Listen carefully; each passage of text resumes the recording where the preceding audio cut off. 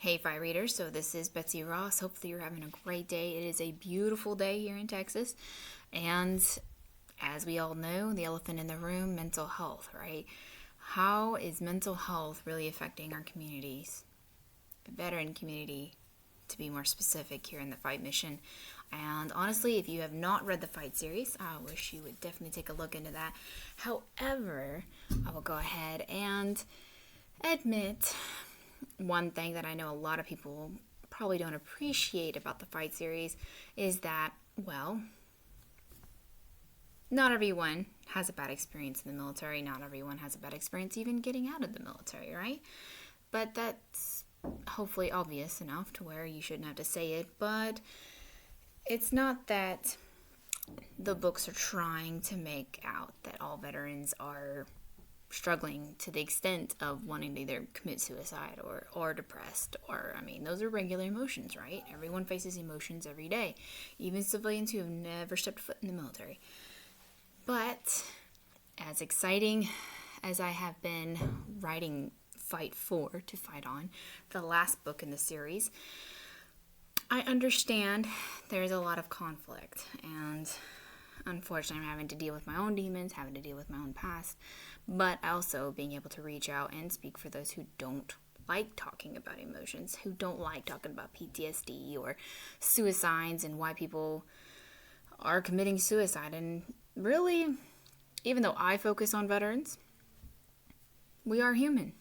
Veterans are human. And even civilians express a little bit of turmoil and facing emotions they don't want to talk about. And honestly, there's a lot of times where I don't want to talk about the military. I don't like people coming up to me randomly, like, oh, you served, what branch? Yada yada.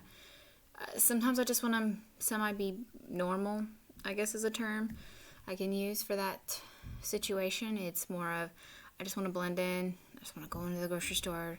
But I have tattoos. And my husband has the Operation Freedom on the plates. Well, a lot of times that'll start conversations.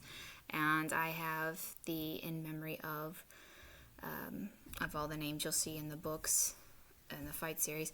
I have those names. I have their names on the back of my truck. So that starts conversations. And a lot of times, even though I'm proud to be a part of the veteran community, proud to have served, a lot of times we don't want to talk about it.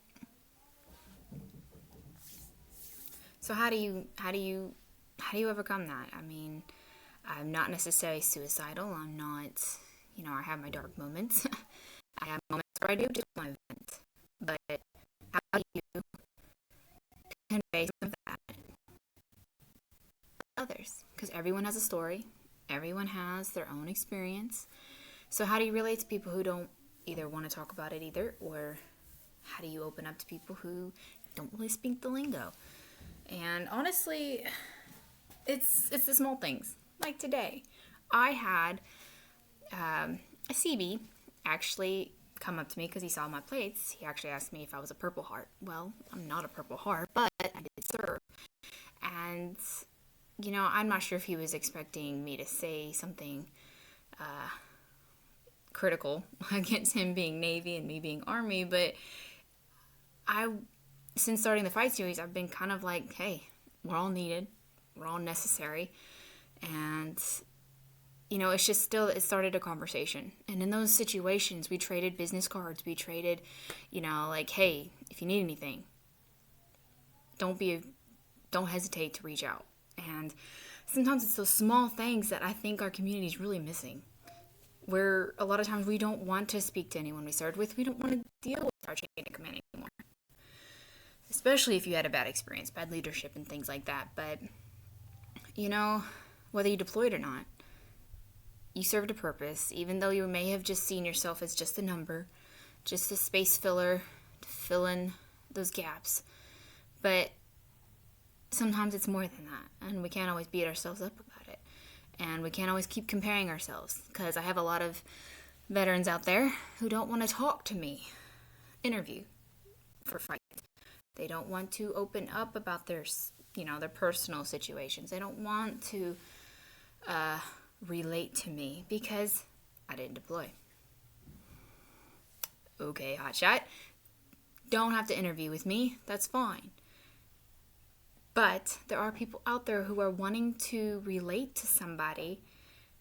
But unless I have more people, open up to me to where I can relate to them, I mean, that's kind of what part of the fight mission is. Not only to influence veterans to keep fighting the fight, whatever fight that is for them, but to relate, to be able to remind themselves that there is, a purpose within them. They may have to find it. They may have to find someone who is able to speak their lingo.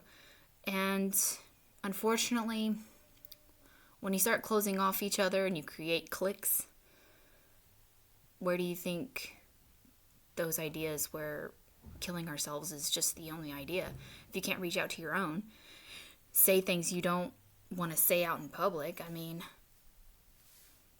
where do you expect people to go? Not everyone's open to the VA, not everyone wants to speak to a counselor. It makes them feel labeled, or it might make them feel, I don't know, small, not much of a man, not much of a human being, not much of anything. So once you take that uniform off, it's like you don't belong anywhere. You took the jersey off, you're no longer the hotshot. You're no longer, even though you may have done something or not, seen action or not, you still lose that part of self that was sort of ingrained into you during basic training. And it's always these small things, I think, people forget about. Especially those who didn't deploy. We're kind of the, people pushed off into the corner, even though we may have other experiences, negative experiences that we probably want to open up about and actually maybe reminisce about, like, hey, I saw this, or, this happened during staff duty or stuff like that. And you can't talk to everybody. You can't talk to a civilian and just expect them to understand.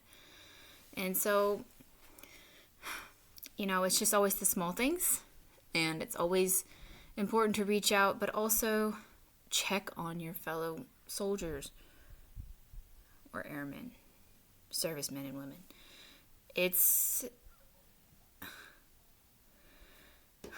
We're all struggling with something to some degree.